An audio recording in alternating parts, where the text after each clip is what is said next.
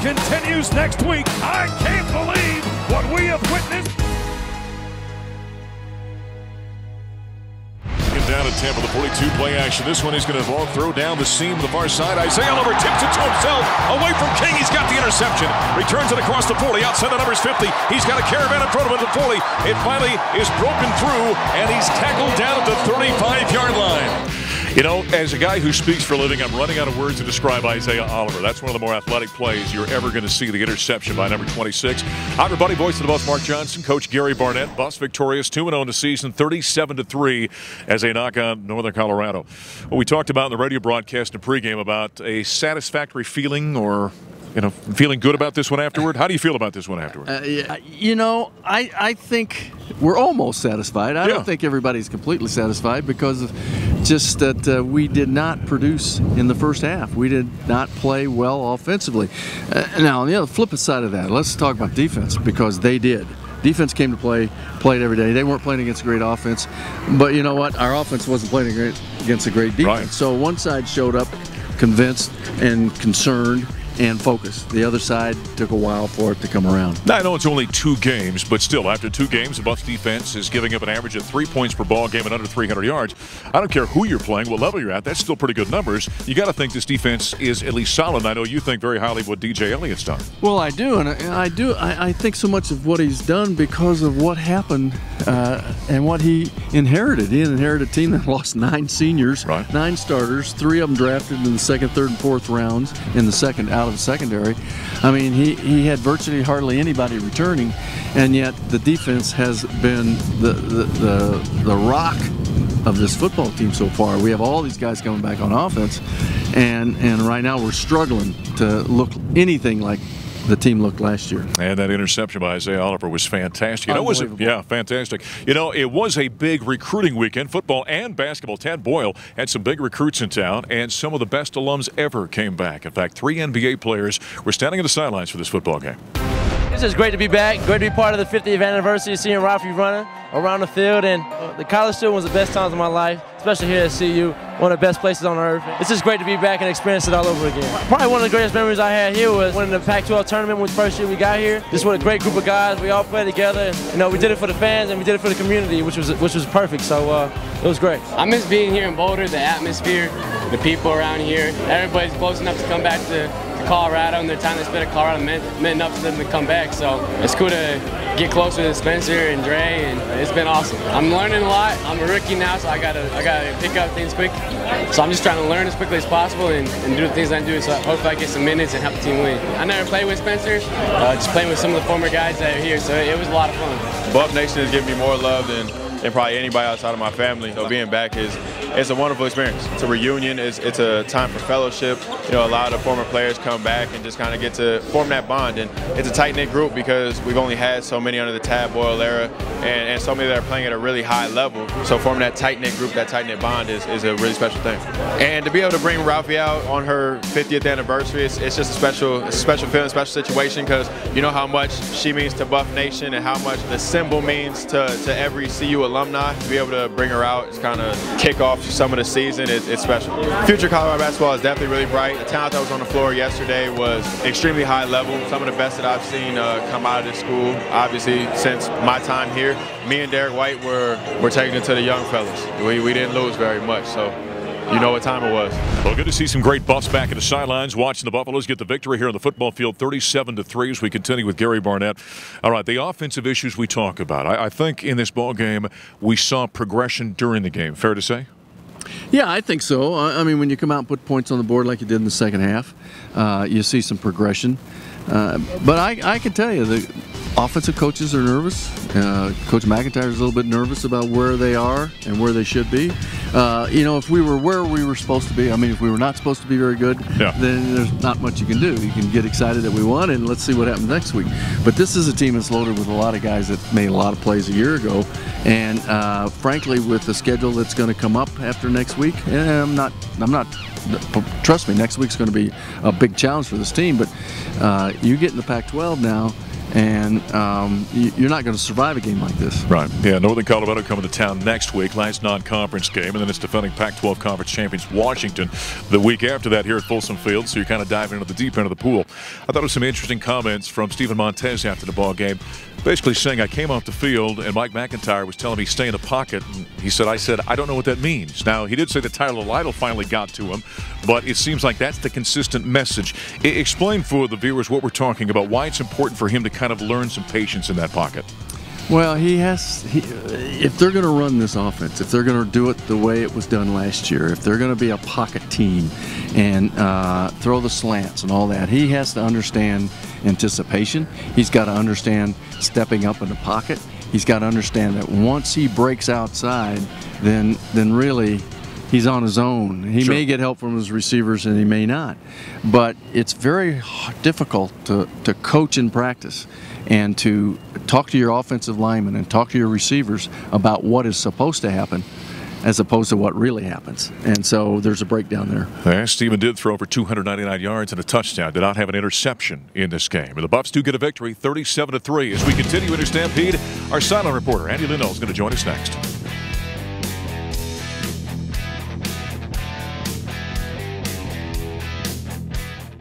It all comes from within. You make the Folsom magic. You do. Your energy, your effort. Your energy, your effort. Lock arms. Let's go. Lock arms. First, second, third, fourth quarter, overtime, whatever it takes. Folsom fast. That's every one of us.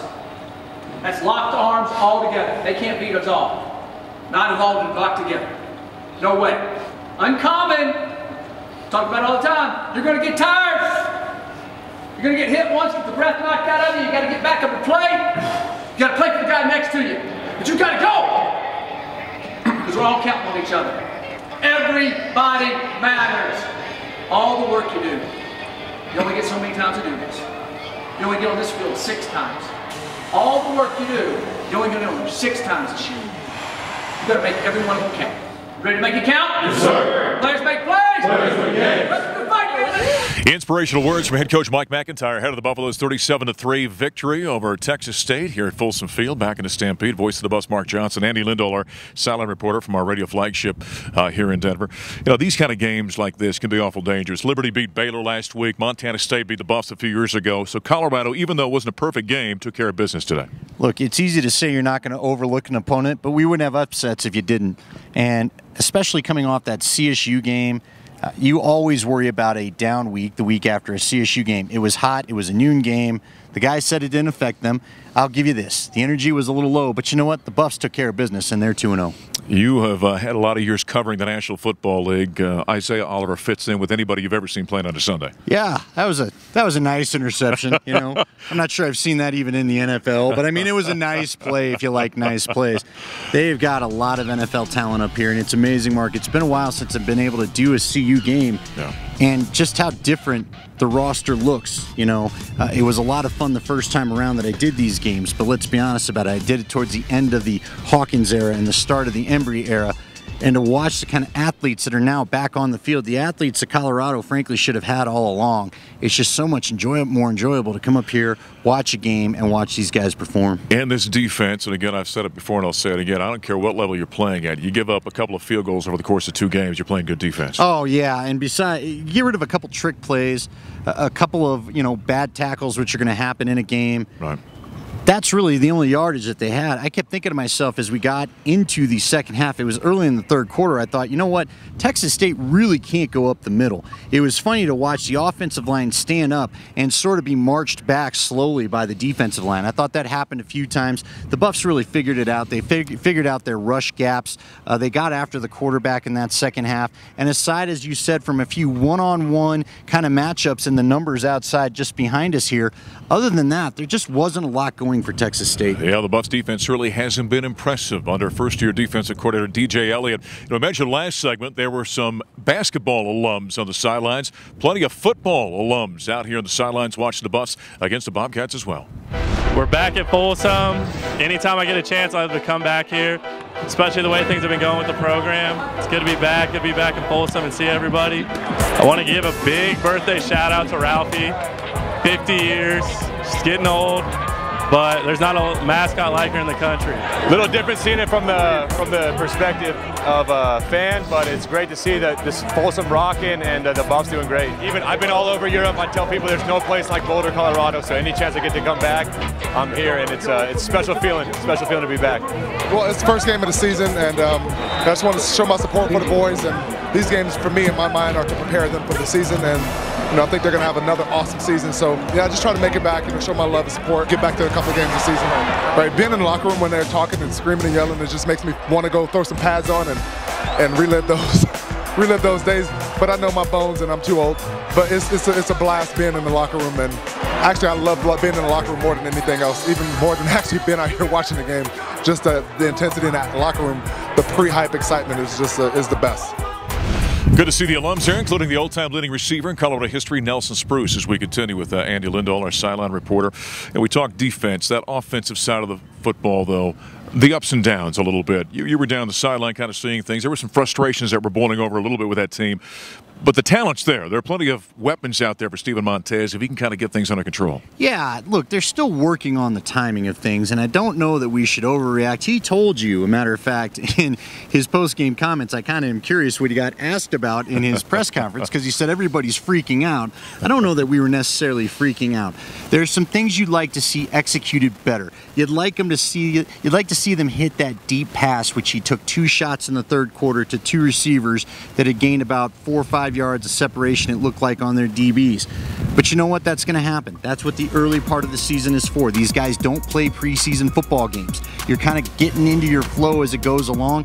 And I think, honestly, Steven is a guy, you've been around him more than I, Mark, but Steven Montez is a guy that is starting to kind of get used to wearing the mantle of leadership and being the guy that holds kind of the bar up for everybody to meet that, frankly, Sept did so well last year. It's not as easy as I think we make it sound. No, that's right. And Steven is a young guy, and he's a guy that gets very emotional, and I think that's part of what makes him great and part of what he's going to have to learn to mature with a little bit. Now, Northern Colorado comes in here next week. Another lower division team comes in, and another opportunity before they do jump into the deep end of the pool to work on a few things. We saw progression this week.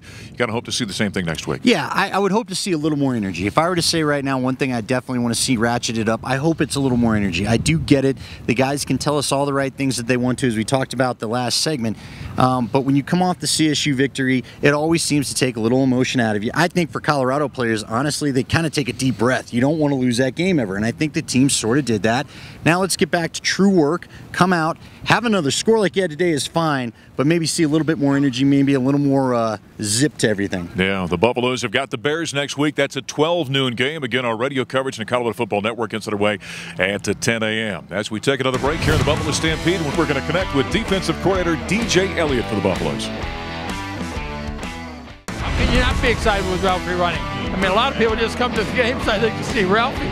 So it's really important to have that. It's the best mascot in college football, so we're very fortunate to have Ralphie. Well, the whole campus, everybody at the university, and frankly, everybody in Colorado is excited about it. People are excited about the University of Colorado. They're excited about our football team and our other teams. They're all doing a great job.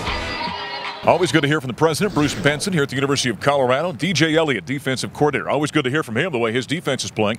Welcome to Stampede. 2 games. You've given up a total of 6 points so far. Give us an assessment from a coach's standpoint, what you've seen. I think the players are playing hard. You know, they've played really well in the red zone. They've buckled down when the ball's gotten down there. I think that they've tackled well. They've swarmed well. They've communicated well. There's still a lot of things that we can do better, but I've been proud of their effort so far. We've talked many times on the air about you putting guys in position to make plays. Is that one of the keys to being a coach? I mean, guys like Drew Lewis and Evan Worthington and Isaiah Oliver, making sure they can, you put them in a position to be successful. I believe so. I think that first thing I had to do when I got here was find out who the playmakers were and then try to make sure we had the right guys on the field and that the playmakers were in position to make plays. But ultimately, it comes down to them. The players make plays. So the players have played well, the players have listened well, the players have communicated well, and they've done a good job. Where do they need to shore up? I mean, you talked about how they've been swarming, and obviously they played very well statistically. Where do you see that unit needing to shore up a little bit? Well, I think we need to eliminate explosive plays. We've done a good job of winning first and second down and winning on third down, but we've had more explosive plays than I'd like. So I think that when we shore that up, our players will be playing even better. Talk about a guy like Drew Lewis. I mean, he's a guy that flashes when he's on the field. When you've got a guy that is that athletic at linebacker, what can you do with him?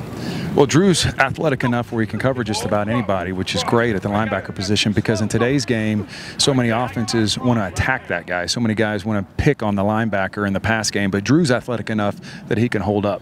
So when you've got a guy like that, you don't worry if he gets matched up on a receiver or a linebacker or a tight end, rather. I mean, he's just a guy that can make those kind of plays. Exactly. A lot of teams use athletic tight ends, try to match them up with unathletic linebackers, and for us, Drew's a very athletic linebacker that can handle that matchup. One of the great experiences here at the University of Colorado was tailgating on this field. In fact, right behind us. DJ doesn't get to do that, but a lot of you fans do, and we were out there amongst the fans last week. Yes, I am a Buffs fan. 35 years ago, I adopted the Buffs, and we've been avid, loyal fans forever.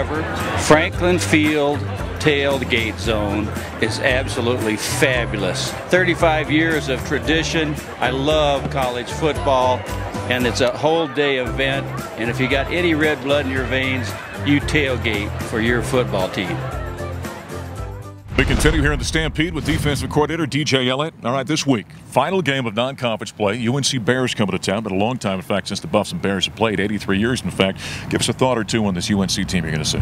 Well, I know they're going to come in fired up. You know, in-state school, you want to play in Folsom Stadium, so our guys have to be ready to go. I think that every game, if you don't bring your best, no matter who you're playing, you can lose. And so our guys are focused. They're ready to play, and we're looking forward to this matchup. You know, I think coaches frequently talk about, you know, these non-conference games. You know, your focus is on winning a Pac-12 championship. It's let's stay focused on the Buffaloes. And another kind of tune-up, if you will, for Colorado defensively? I don't know about a tune-up. I know that we have to be on edge. We've got to be able to play. I know that our guys take every rep serious and every rep important, and I think that practice has gone well, and I think that our guys are going to be fired up on Saturday. I can't imagine you have to do this, but, you know, you got a pretty big one for the following week with Washington, and I know you kind of take it at one game at a time. Is that a message you have to repeat to these players? I think that we harp on one game at a time no matter who we're playing or no matter who the next opponent is. It's a one-game season, and that's the message that we've sent. I want you to give us a quick thought on the Buffs offense here before we let you go. You see them, and I know they're trying to shore things up as well over there. When you see the weapons they have and how they've competed against your defense, you think that is an explosive offense waiting to happen? I do. I think they have great receivers. I think that Montez has an excellent arm. Philip Lindsay is an excellent runner. The O-line's blocked well. So I think that those guys have talent, and I think those guys are going to do some really good things. All right. We'll see if they break out this week against Northern Colorado. Coach, good luck. Thank you. That's DJ Eliot, defensive coordinator for the Buffs. Coming up next here in the Stampede, Neill Woelk of CUBuffs.com joins us. Montez against his body, tough throw, and a better catch. Bryce Bobo pulls it in and gets his feet down. That kid is ridiculous. Well, if a catch is going to be made with one hand, you know it's going to be Bryce Bobo making it. Neill Woelk joining us of CUBuffs.com here in the Stampede. You just kind of expect that from him. You know, Bryce Bobo has done that so many times that you're right. People actually are starting to expect it. You know, Steven Montez throws up a jump ball. Bryce Bobo goes up with one hand on the end line, on the out-of-bounds line, makes the catch, comes down, and that's just the way he does things. You know, I'm not even sure if Bryce Bobo can catch the ball with two hands. One, no doubt about it. Yeah, well, actually, you know, he dropped that one in the second half there that hit him in both hands. That's true, he did. What was your play of the game from last week? You know, I still like Isaiah Oliver's interception. I just think that was just such a key play there, kind of turned some momentum there. If not that, then you take Laviska Shenault's punt return, you know, picking up the fumble and going 55 yards into the end zone. That kind of got things going there for him. So you take Shenault's return, you take Isaiah's interception, or you take Bryce Bobo's catch, and I think, you know, just take your choice out of one of those three. You've probably heard the number by now, but the 15th known player in Colorado history to touch the ball the first time and take it to the end zone for Laviska Shenault on the punt return fumble recovery for a touchdown, if you want to lay it out like that as a stat. Let's go to the offense a little bit. How concerned are you with what you've seen? Have you seen improvement over 2 games so far from the offense? You know, I've seen improvement. I think it caught a lot of people by surprise. It didn't come out of the gates scoring 55 points a game like a lot of us thought they were going to. Certainly, I think CSU's defense had something to do with that in the first game. And last game, they just missed a couple of long plays. I mean, there's a long throw to Shea Fields in the first half, doesn't get completed. A couple of runs that one more block, one more move would have you know, popped a big run on them. So I think there's a lot of good things that happened. I think in the third quarter, Steve Montez decided to stay in the pocket a little bit more. That's a big key. He had a little more time to throw, look downfield. And so I think the offense, I think a lot of it's there. I think the flashes are there. This upcoming game against UNC, obviously a big game. I think they'd like to come out, start fast, and then keep it going for 2 or 3 quarters and get that consistency headed into that Pac-12 opener. Coach Gary Barnett in our pregame on radio said this is a ball game you want to come out of the Texas State game and you want to be satisfied with what you saw. The Buffs win 37-3. Were you satisfied with that game? I think overall I was, and I'm easy to please, I guess. So, I think when you score 37 points, put 37 points, 400 yards on the board, your defense, which we haven't talked about a whole lot, your defense holds somebody to 3 points. Right. That to me is a pretty good outing any way you want to cut it up. So I think I was satisfied. You'd certainly like to see him take another step this week. Jeremy Irwin's coming back at left tackle. Any questions we've had about the offensive line? That's going to help solidify things, won't it? Oh, no doubt. I mean, Jeremy's a 6th-year guy. He's been around for a long time. He's a team captain, a lot of respect on that team. And he's kind of the rock that they all depend on up there. And so I think Jeremy's presence will certainly add some continuity and some consistency up front that maybe they've been missing so far. All right, take us over the defensive side. As you mentioned, they've only given up 2 field goals so far in this game. Should we be surprised by what we're seeing, the level that unit's playing?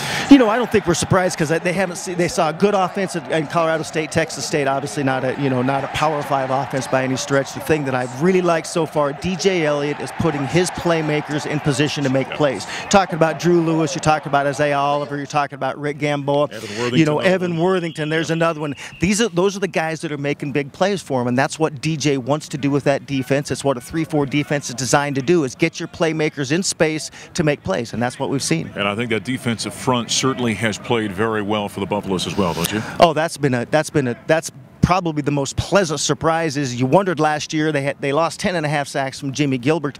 How are they going to replace those? Well, they've got 7 guys so far that have been in on sacks, and Leo Jackson with 4 of those sacks right now. So they're doing a good job getting pressure from a lot of places. Leo had 3, in fact, last week against Texas State. This week it's the UNC Bears. It's a 12 noon game. Our coverage on the Colorado Football Network. It's underway at 10. Of course, the game will be televised on the Pac-12 Network. We'll talk to you next time here in the Stampede.